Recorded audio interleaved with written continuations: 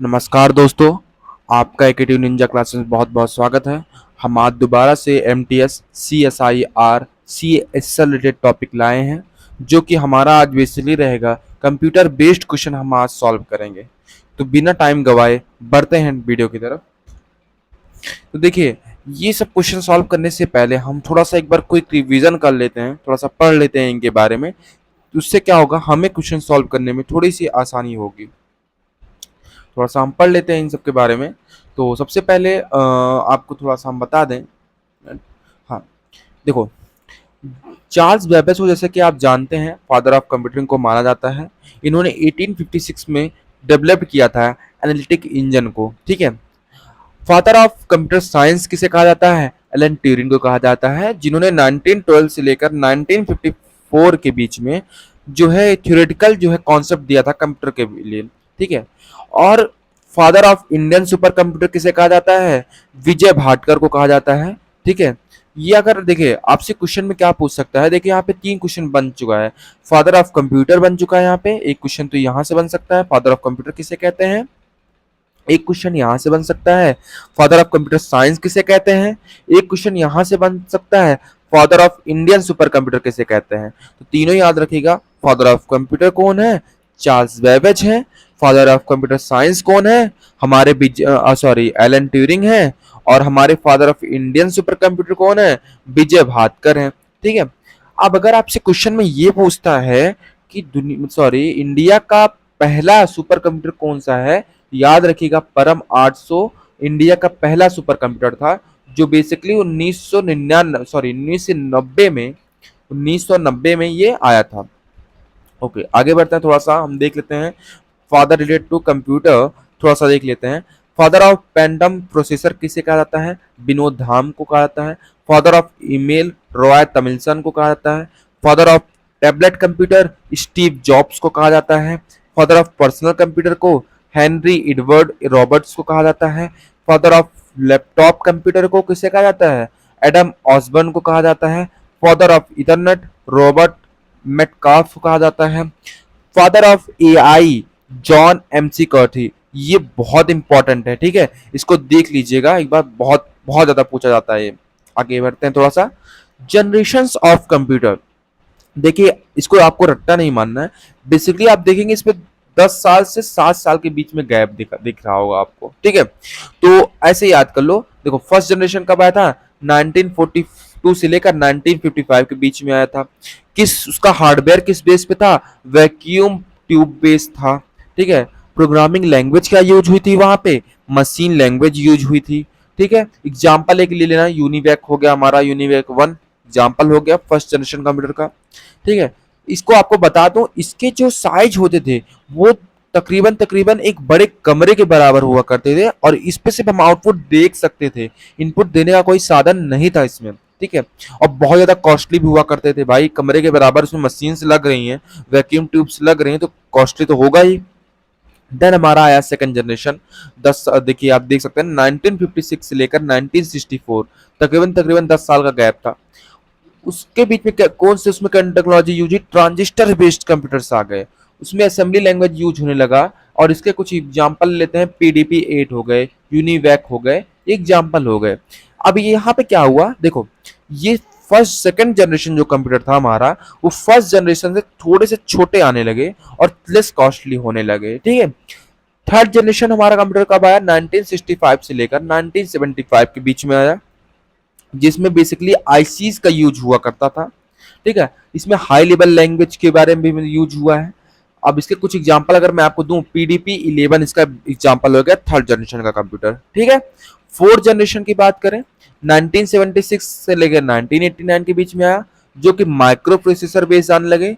इसको domain based इसमें language देने लगे। डोमेन बेस्ड मतलब जावा, पीएचपी, पाइथन, इस सारी लैंग्वेज इसमें यूज होने लगे। हाई लेवल, लो लेवल, जितने लैंग्वेज होते हैं सब यूज होने लगे इसमें।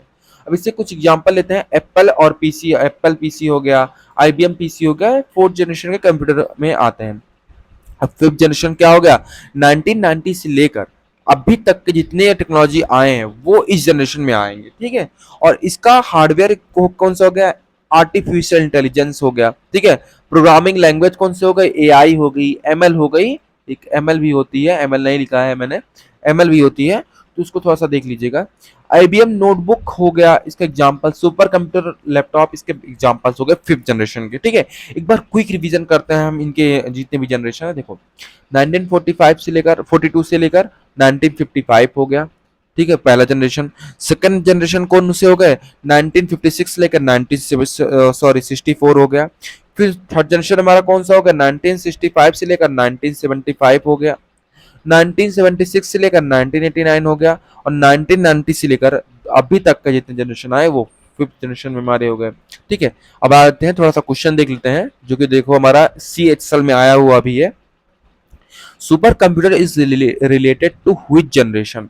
देखो जो सुपर कंप्यूटर है वो किस जनरेशन से बिलोंग करता है, मैंने अभी बताया ना कि जितने भी कंप्यूटर आते हैं, एडवांस कंप्यूटर आ रहे हैं, वो हमारे 5th जनरेशन में आएंगे। तो जाहिर सी बात है सुपर कंप्यूटर किस में आएगा, 5th जनरेशन में आएगा। और मैंने अभी यहाँ एग्जाम्पल भी दिया था सुपर कंप्यूटर की, ठीक है। आगे बढ़ते हैं। Which generation of computer use machine code as a programming language. तो कौन से जनरेशन के कंप्यूटर यूज करता था मशीन कोड को प्रोग्रामिंग लैंग्वेज। मैंने बताया था मशीन कोड यूज होता है 1st जनरेशन में, अभी ये मैंने बताया था आपको, ये मशीन लैंग्वेज, तो मशीन कोड वही हो गया, तो 1st जनरेशन में यूज होता था, ठीक है। नेक्स्ट बढ़ते हैं। What was the second generation computer, जो बेसिकली बिलोंग करता था 1956 लेकर 1963। तो वो देखो भाई इसमें ट्रांजिस्टर्स यूज होते थे। 1st जनरेशन में वैक्यूम ट्यूब, सेकंड में ट्रांजिस्टर्स, तीसरे में आईसी, और आपको बता दो इसी तीसरे में ही हम कीबोर्ड का सिस्टम लागू हुआ, मतलब हम कीबोर्ड से इनपुट दे सकते थे और एज ए आउटपुट ले सकते थे जब आईसी से हमारा आया। और 4th जनरेशन में हमारा माइक्रो प्रोसेसर यूज किया हमने, और 5th जनरेशन में एआई हम यूज कर रहे हैं, ठीक है। आगे बढ़ते हैं थोड़ा सा। Graphical user interface were developed during which generation. देखो जो जीयूआई है हमारा 4th जनरेशन के ड्यूरिंग हमारा इन्वेंट किया गया था, ठीक है, सॉरी डेवलप्ड किया गया था। What is the other name of transistors computer. भाई देखो अदर नेम ट्रांजिस्टर कंप्यूटर क्या हो सकता है, सेकंड जनरेशन कंप्यूटर्स हो सकते हैं। जैसे हम वैक्यूम ट्यूब वाले कंप्यूटर को 1st जनरेशन कहते हैं, और आईसी कंप्यूटर को हम 3rd जनरेशन कह सकते हैं, उसी प्रकार हम ट्रांजिस्टर कंप्यूटर को 2nd जनरेशन भी कह सकते हैं, ठीक है। आगे बढ़ते हैं थोड़ा सा। In the term of computer generation which era was from 1965 to 1975। तो देखो भाई in term of computer generation में 1965 से लेकर 1975 के बीच में 3rd जनरेशन हमारे आए थे, यहाँ पे मैंने भी बताया भी है, ये रहा। आगे बढ़ते हैं। which hardware was sorry 3rd generation computer, IC मैंने अभी बताया, ठीक है। which type of computer is also known as notebook. Laptop computer को हम नोटबुक भी कहते हैं, ठीक है। चलो आ जाते हैं थोड़ा सा इसको नोट कर लेना। The first computer in India was established in Indian statistical institute ISI Kolkata in the year of 1956। मतलब इंडिया का जो पहला कंप्यूटर स्टैब्लिश हुआ ISI में, और कोलकाता कब हुआ, 1956 में, ठीक है। आ जाते हैं थोड़ा सा, इसको थोड़ा सा देख लीजिएगा आप। 5 ग्लोबल सुपर कंप्यूटर के बारे में, लेस इंपॉर्टेंट है, थोड़ा सा इंडिया के बारे में थोड़ा सा पढ़ लो। इंडिया के बारे में सबसे पहला कंप्यूटर उसका परम 800 था, आदित्य हो गया, परम शक्ति हो गया, परम युक्ति हो गया, वीरगो हो गया, कलर ब्लूज्म हो गया, परम ब्रह्मा हो गया, परम शिवाय हो गया, परम युवा हो गया। कुछ एग्जाम्पल हो गए, इसको आप देख लीजिएगा, जो हमारे इंडिया के मेजर सुपर कंप्यूटर्स हैं, ठीक है। Other type of computer quantum computer होता है, डीएनए कंप्यूटर होता है, नैनो कंप्यूटर होता है, ठीक है। थोड़ा सा इनपुट और आउटपुट के बारे में देख लेते हैं। इनपुट मतलब क्या होता है, इनपुट मतलब सपोज आपका कंप्यूटर मॉनिटर है, आपको इसके अंदर कुछ इनपुट देना है, आप कुछ देना चाहते हो, किससे दोगे भाई, यहाँ जो एक पेरिफेरल डिवाइस लगाए हुए, पेरिफेरल डिवाइस मतलब आउटर डिवाइस लगाए होगे, उसी से दोगे। अब उस आउटर डिवाइस में क्या हो सकता है, हमारा कीबोर्ड हो सकता है, ठीक है, कीबोर्ड हो सकता है, माउस हो सकता है, ठीक है। उसके बाद क्या हो सकता है, लाइट पेन हो गया, जॉयस्टिक्स हो सकते हैं, ठीक है, जॉयस्टिक्स हो गया हमारा, गेम पैड हो गया, पोर्टेबल मीडिया हो गया, ठीक है, स्कैनर हो गया, स्कैनर से भी तो आप कर सकते हो। ये हमारे कुछ हो गए इनपुट डिवाइस हो गए। अब आ जाते हैं कुछ आउटपुट डिवाइस। आउटपुट डिवाइस क्या होते हैं, कंप्यूटर तो देखो जो कंप्यूटर इंजन है वो तो प्रोसेसिंग करेगा। अब भाई आपको डिस्प्ले करने के लिए कुछ तो देगा ना। आपको बता दूं, आप जिस लैंग्वेज में देखते हो ना, कंप्यूटर जो है मशीन लैंग्वेज को समझता है, मशीन कोड को समझता है, और हमें उत्तर किस में मिलता है, यूजर इंटरेक्ट लेवल में मिलता है, इसमें यूजर समझ सके कुछ भाषा को, ठीक है। तो बेसिकली वो किस में शो करेगा, तो मॉनिटर में शो करता है, स्पीकर के जरिए हमें दिखाता है, हम सुनते हैं स्पीकर के जरिए सुनते हैं, ठीक है। प्रिंटर प्रोजेक्टर प्रिंट करते हैं भाई कुछ चीजें, प्लॉटर हो गया, टेलीविजन हो गया, हेडफोन हो गया, साउंड कार्ड हो गया, ये कुछ इंपॉर्टेंट हो गए, इसके मतलब आउटपुट डिवाइस हो गए, आ सकता है कभी कभी, तो देख लीजिएगा। आप इतना याद रखिएगा, आउटपुट डिवाइस वो होते हैं जिनके जरिए हम आउटपुट देख सकते हैं, और इनपुट डिवाइस वो होते हैं जिनके जरिए हम आउटपुट इनपुट दे सकते हैं कंप्यूटर को, ठीक है। आगे बढ़ते हैं थोड़ा सा, keyboard in which type of device, अब कीबोर्ड से हम क्या करते हैं, इनपुट देते हैं, तो इनपुट डिवाइस होगा। Plotter in which type of device, plotter क्या होता है, प्लॉटर प्रिंट करता है, तो आउटपुट दे रहा है ना कंप्यूटर से, तो आउटपुट डिवाइस हो गया। स्पीकर भी आउटपुट डिवाइस हो गया, जैसे कि आप जानते हैं। आगे बढ़ते हैं थोड़ा सा, computer hardware and their inventors, थोड़ा सा इसको देख लेते हैं फटाफट। देखो जो जो मेन है मैं उसको बता दे रहा हूँ, बाकी आप पास ये पीडीएफ पड़ा है, आप देख ही सकते हैं। तो इसमें से देखो मेन है ट्रांजिस्टर्स। ट्रांजिस्टर्स को कब इन्वेंट हुआ, ट्रांजिस्टर हमारा 1946 में इसको मतलब ये डेवलप किया गया, ठीक है। और इसको इसके इन्वेंटर कौन थे, William Shockley, John Bardeen and Walter Brattain, ठीक है। आईसी थोड़ा देख लेना, 1959 में हुआ, Jack Kilby and Robert Noyce. Mouse 1963 में हुआ, कीबोर्ड 1867 में हुआ, माइक्रोफोन 1876 में हुआ, ट्रैक बॉल 1952 में हुआ, माइक्रो प्रोसेसर 1979 में हुआ। एक बार दोबारा आपको बता दूं, transistors 1947, IC 1959, mouse 1963, keyboard 1867, microphone 1877, track ball 1952, micro processor 1971, USB 1995, ठीक है। बस इतना इंपॉर्टेंट था, मैंने बता दिया आपको। थोड़ा सा आगे बढ़ते हैं,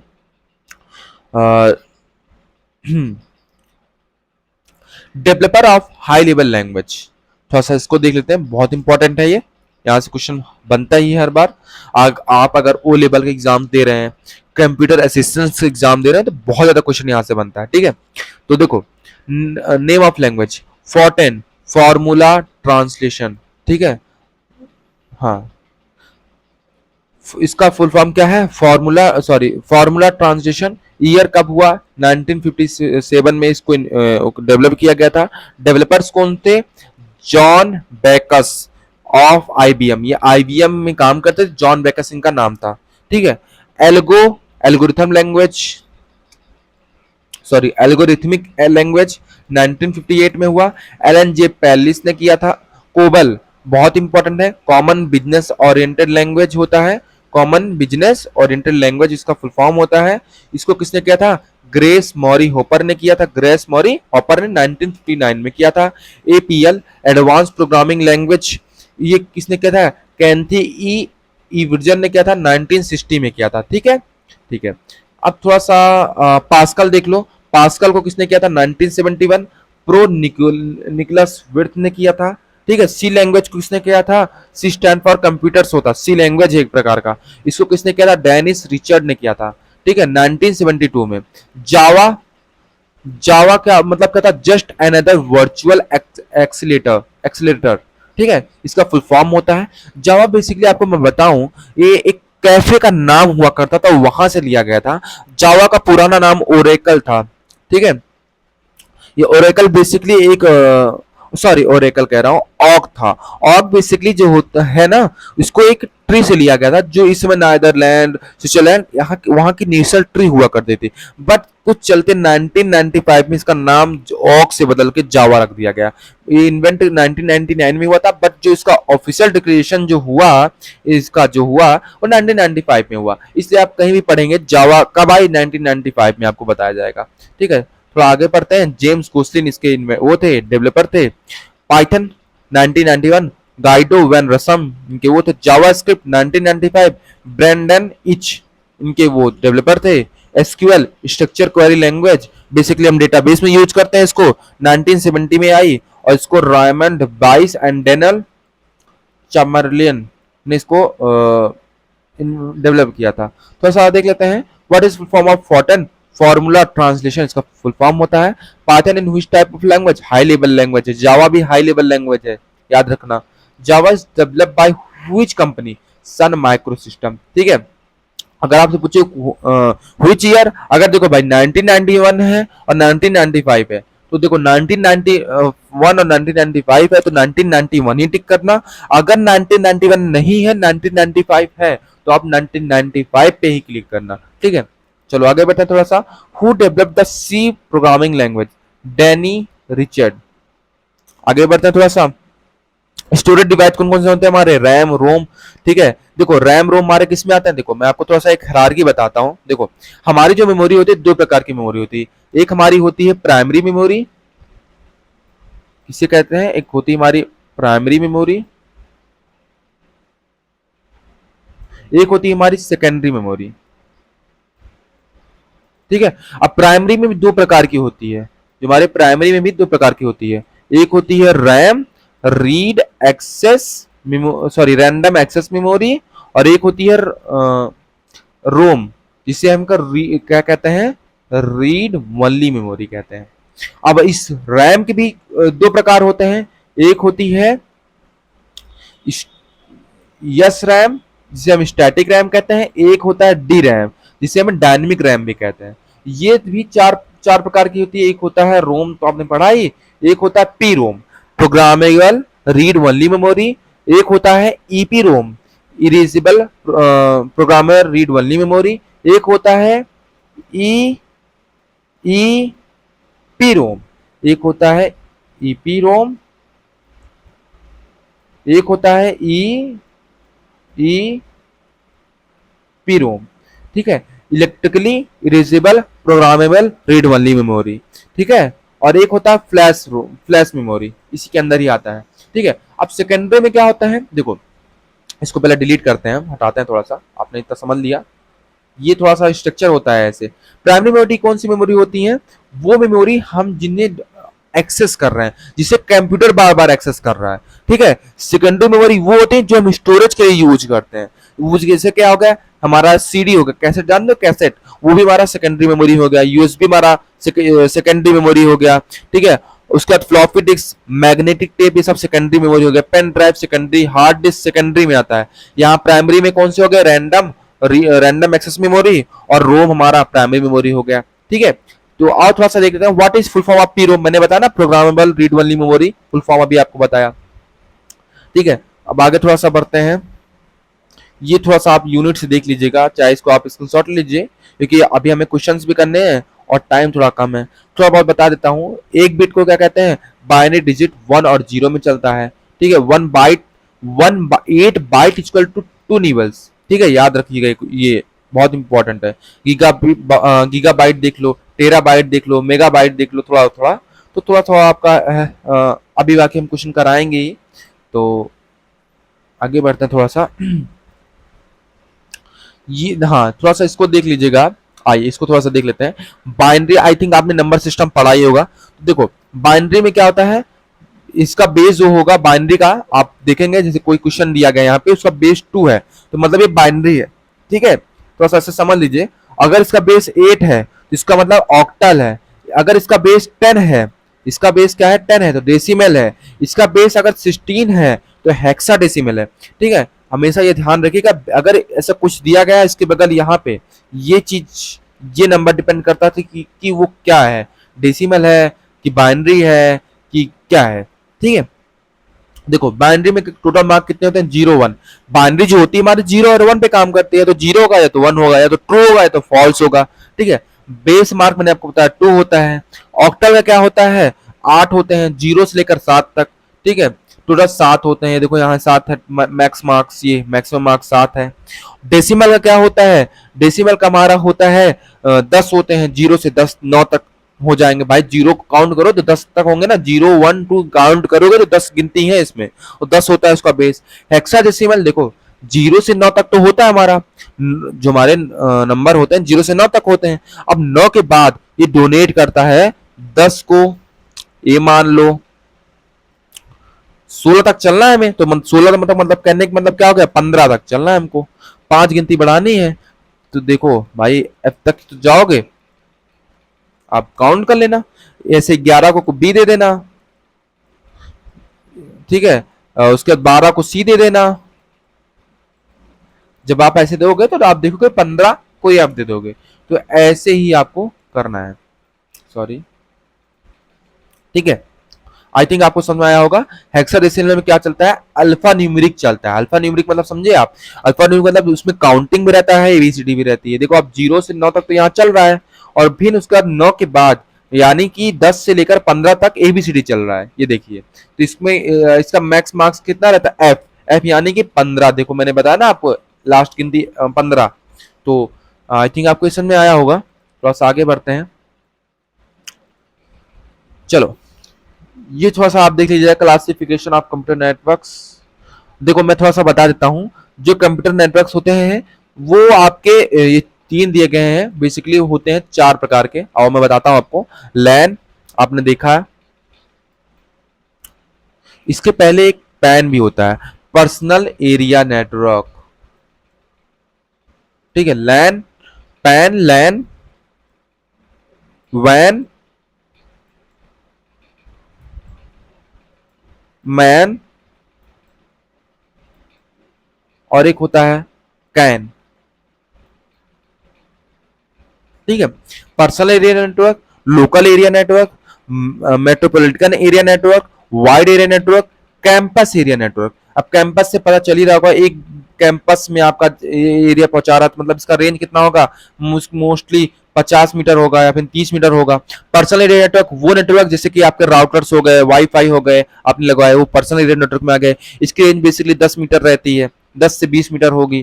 ठीक है, उसका लैन होगा हमारा लोकल एरिया नेटवर्क। इसकी रेंज कितनी होगी हमारी लोकल एरिया नेटवर्क की, 1 से 10 किलोमीटर होगी। ठीक है, मेट्रोपॉलिटन एरिया नेटवर्क कितनी होगी भाई, 10 से लेकर 100 किलोमीटर के बीच में होगी। अब आप कहेंगे एक भी तो हो सकता है, एक से भी हो सकता है। देखो भाई, अगर आपका काम ये 1 से 10 किलोमीटर में आपको बिछाना है, अगर आप इसमें मैन बिछा देंगे, 1 से 10 किलोमीटर की रेंज में आपको कोई भी नेटवर्क चाहिए, इसमें आप मैन का यूज करेंगे, तो जो पैसा आपको लैन में सिर्फ 10 रुपए लग रहा था, वही मैन में आपको 50 रुपए लगाना पड़ेगा, मतलब 4 गुना ज्यादा पैसे लगाना पड़ेगा। तो आप उतने रेंज के लिए क्यों आप बड़ी टेक्नोलॉजी को यूज करोगे। ठीक है, तो ठीक है, आगे बढ़ते हैं। हाँ, लैन मैंने बता दिया। हाँ, लैन बता दिया, और आपको मैन बता दिया। अब थोड़ा सा वैन समझते हैं। वाइड एरिया नेटवर्क, इसकी जो रेंज होती है एबव 100 किलोमीटर होती है। ठीक है, 100 किलोमीटर की ज्यादा। भाई वाइड एरिया नेटवर्क मतलब पूरे कंट्री टू कंट्री बात करा रही है, तो जाहिर सी बात है उसकी नेटवर्क बड़ा होगा। 100 किलोमीटर तकरीबन 1000-2000 किलोमीटर उसकी रेंज हो सकती है। ठीक है, कैंपस एरिया नेटवर्क मैंने बताया, इसकी रेंज 50 किलोमीटर हो सकती है, 50 किलोमीटर होती है इसकी। आगे बढ़ते हैं थोड़ा सा। हाँ, फादर ऑफ इंटरनेट किसे कहता है, प्रोफेसर जेसी लिकलेटर कहता है। ठीक है, father of world wide web, Tim Berners-Lee. ठीक है, ISP internet service started in India, sorry, internet service started in India 15 अगस्त 1955 स्टार्ट हुआ। ठीक है, याद रखिएगा, इंटरनेट सर्विस जो कब स्टार्ट हुई, 15 अगस्त 1955, 15 अगस्त 1955 को इंटरनेट सर्विस स्टार्ट हुआ इंडिया में। इंटरनेट प्रोटोकॉल वर्जन 4 IPv4, देखो 32 बिट का होता है। इसका जो ये एग्जाम्पल एक है, आपको बता दूं, ये पहली बिट होती है ना, इसकी क्लास डिफाइन करती है। अब इसको क्लास में भी डिफाइन किया गया है। टोटल 255 इसका वो लास्ट रेंज होता है, 0 to 255। और इसी प्रकार से इसको 5 क्लास में बांटा गया, class A, class B, class C, class D. Sorry, class 4 class में इसको बांटा गया है। ठीक है, और अगर आपको मैं बताऊं, जो हमारा ये होता है 127 पोर्ट नंबर, अगर यहाँ पे 127 होता तो इसका मतलब ये कोई प्राइवेट नेटवर्क है। ठीक है, यहाँ 125 है, इसका मतलब ये क्लास ए का है। 0 टू लेकर 126 तक ये हमारा क्लास ए में आता है। 126 से लेकर 191 तक हमारा क्लास बी में आता है। ऐसे ही हमारा कॉन्टिन्यूस चलता रहता है। ठीक है, तो यहाँ पे मैं मेरे बताने का मोटिव ये था कि आप देखेंगे 126, सॉरी यहाँ 128 होगा, ये आप 127 जो होगा, अगर आप देख रहे हैं यहाँ आगे, तो इसका मतलब क्या है, ये हमारा प्राइवेट नेटवर्क है। ठीक है, अब अभी हम करंटली कौन सा वर्जन यूज कर रहे हैं, अगर क्वेश्चन में आ गया करंटली IPv4 यूज कर रहे हैं कि IPv6, हमारा आंसर होगा IPv6 हम करंटली यूज कर रहे हैं। क्यों यूज कर रहे हैं? क्योंकि देखो इसकी इसमें लिमिटेशंस थी, इसमें केवल 4 बिलियन पीपल ही जुड़ सकते थे और ये बहुत ही कम था। ठीक है भाई, हर बंदा 4-4 5-5 अकाउंट बना के बैठा है और हमें 4 बिलियन ही मिल रहा है सिर्फ, और वर्ल्ड की जो पॉपुलेशन है वो तकरीबन 3 ट्रिलियन है। ठीक है, और ये 32 बिट का था, तो ये थोड़ा सा लेस था, मतलब वो प्रकार का रेंज नहीं दे पा रहा था, लिमिटेड था ये। और जो हमारा IPv6 आया वो 128 बिट का है, तकरीबन तकरीबन इस ये जो है 7 ट्रिलियन पीपल्स को जो है आईपी प्रोवाइड कर सकता है, और हमारे पूरे वर्ल्ड की जो पॉपुलेशन है वो 3 ट्रिलियन के अराउंड है। तो जान सकते हैं कितना बड़ा ये है। तो अभी करंटली हम IPv6 को यूज कर रहे हैं, इसमें कोई भी क्लास नहीं है, याद रखने वाली बात है ये। ठीक है, आगे पढ़ते हैं। How many bit in IPv4 address? 32 bit होता है। Who was the pointer of internet? ARPANET, मतलब पॉइंटर मतलब हेल्प किसने किया है। First page of website is called home page, हम कहते हैं वेबसाइट के पहले पेज को हम क्या कहते हैं? होम पेज कहते हैं। Who is known as the father of communication, ठीक है, revolution in India? Doctor Sam Pitroda. याद रखना, father of communication revolution in India किसे कहा जाता है? डॉक्टर सैम पित्रोदा। ठीक है, ये फादर ऑफ कम्युनिकेशन रिवोल्यूशन है। आगे बढ़ते हैं थोड़ा सा।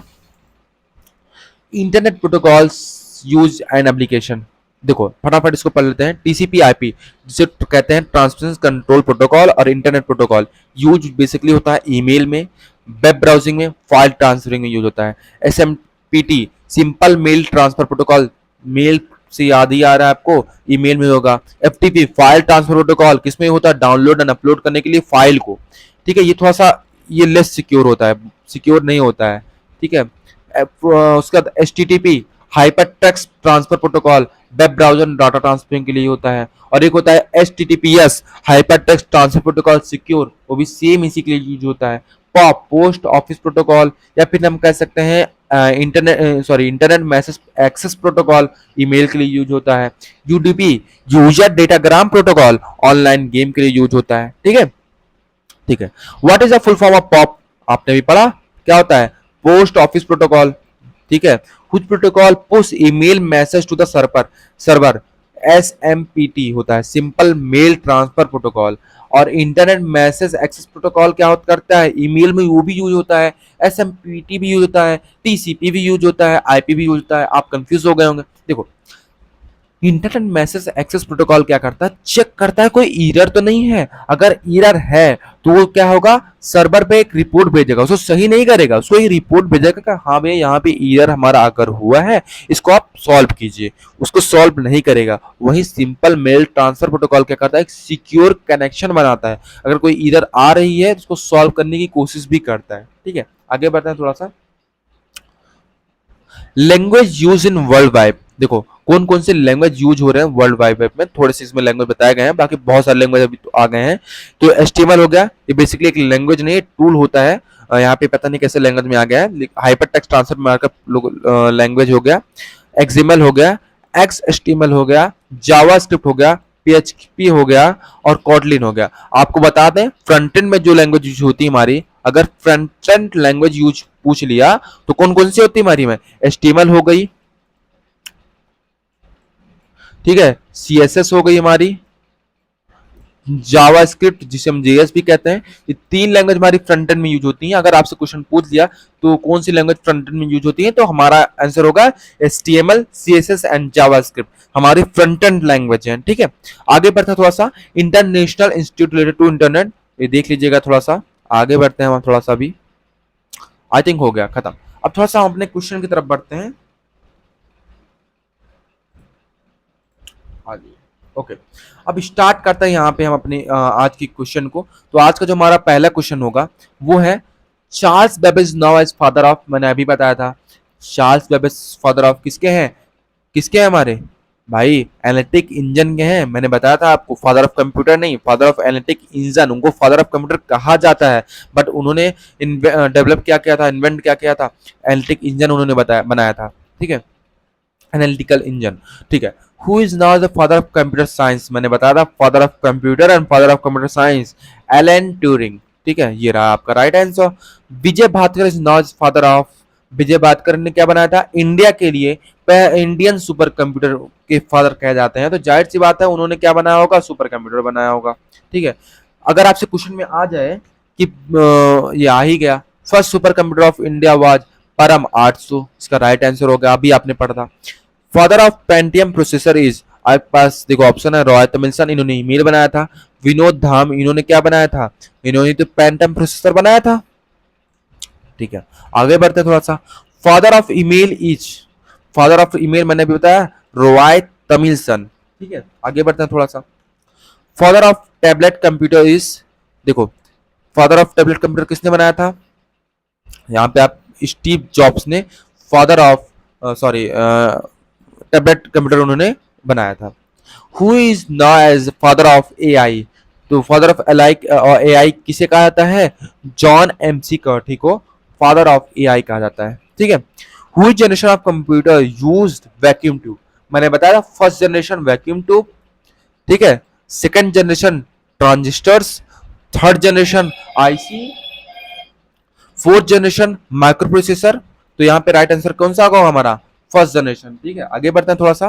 Which generation of computer use micro processor, ठीक है, तो माइक्रो प्रोसेसर कौन सा जनरेशन यूज कर रहा था हमारा, याद करिए थोड़ा सा, फोर्थ जनरेशन। थर्ड जनरेशन में तो हमारा कौन सा आया, आईसी आए थे ना।